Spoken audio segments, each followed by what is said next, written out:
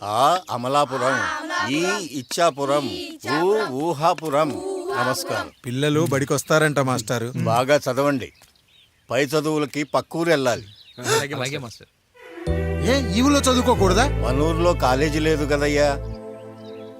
ఏరా నన్ను వదిలి కాలేజీకి వెళ్తారా? నేను చదువుకుంది చాలదా? నా చదువులు మీ చదువులు కావా? మా కుటుంబాన్ని మా అన్నదమ్ముల్ని విడదీసే ఈ చదువులు మాకొద్దు మాస్టారు, వద్దు.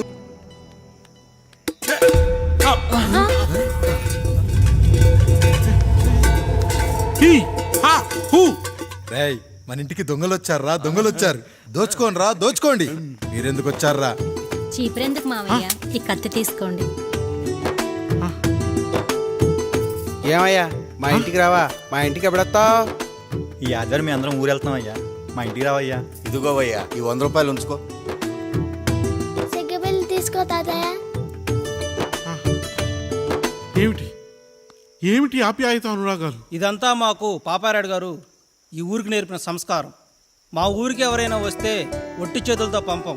ఈ ఊరికి ఏదైనా రోగం వస్తే 4 చావులు ఇస్తాం. దొంగలు వస్తే దోచుకోవడానికి 4 ఇల్లు ఇస్తాం. అయ్యా, పేదరికంలో ఉన్న తల్లిదండ్రుల పిల్లల్ని పార్కుల నుండి స్కూళ్ళ నుండి తీసుకెళ్లి బిస్కెట్లు చాక్లెట్లు కొనిపెట్టి డబ్బుండి పిల్లలు లేని దుబాయ్ షేకులకు ఇస్తుంటే నన్ను కిడ్నాపర్ అని జైల్లో పెట్టారు.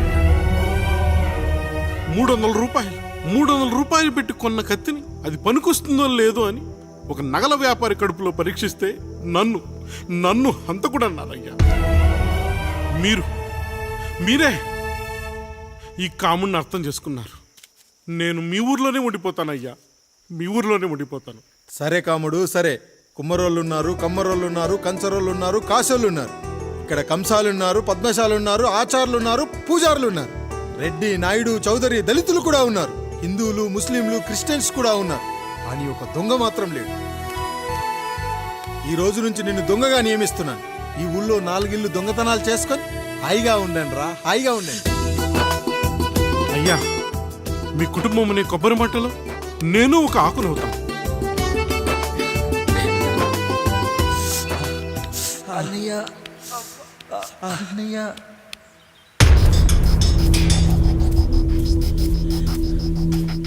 అయ్యా, ఏంట్రా?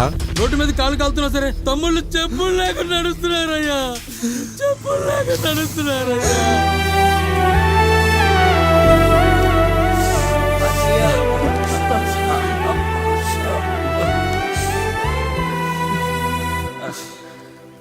చెప్పులు లేకుండా నడుస్తుంటే కాళ్ళు కాలుతున్నాయట్రా.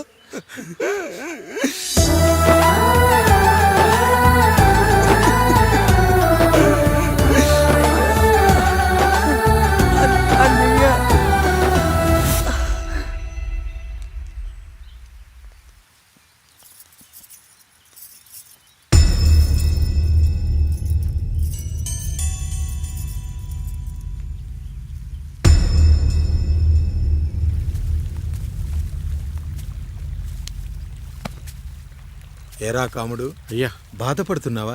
పెళ్ళేమైనా చేయమంటావా? వద్దులేండి అయ్యా, నాకు ఇది ఉందిగా చాలు. దీంతో నేను ఎలాగోలా సరిపెట్టుకుంటాను. దీనితో పాటు జీవితంలో నీకు ఓ తోడు కావాలి.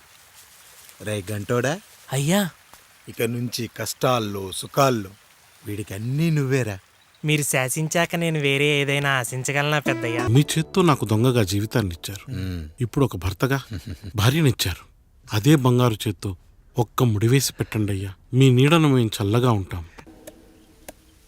ఏంటి బుజ్జి, ఏమైంది?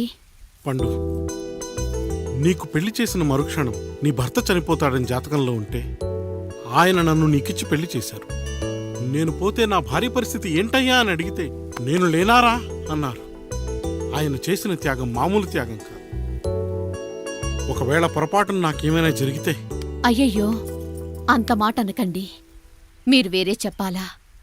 మొన్నటిదాకా తమ్ముడు, ఇప్పుడు ఈ కాముడు, తర్వాత రాయుడు.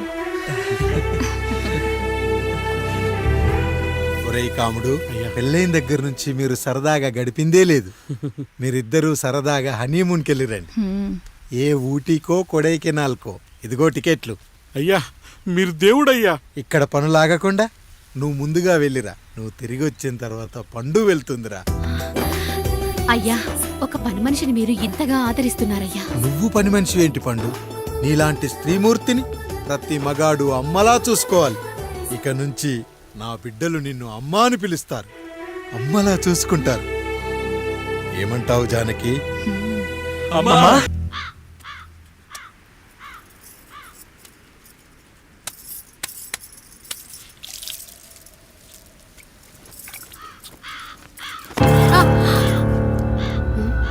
ఏంటి, నువ్వు చూసుకోలేవా? అయ్యో చూసుకోలేదండి, ఈసారి ఖచ్చితంగా చూసుకొని గుర్తాను. మీరు వెళ్ళండి.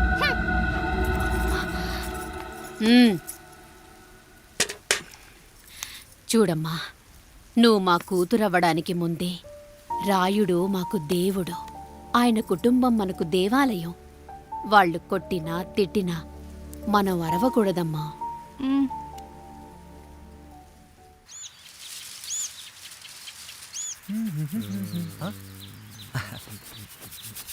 ఏంట్రా మిట్ట మధ్యన కసికసిగా పళ్ళుతో ఎత్తున్నావేటి? మీకేంట్రా పెళ్ళిళ్ళు అయ్యాయి? పెళ్ళి ఎవరు? కానీ కానీ కానీ హే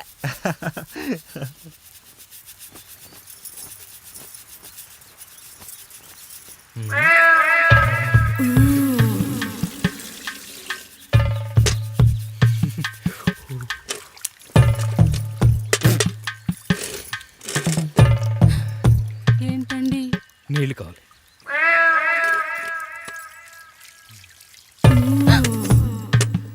ఆయన కుటుంబం మనకు దేవాలయం. వాళ్ళు కొట్టినా తిట్టినా మనం అరవకూడదమ్మా.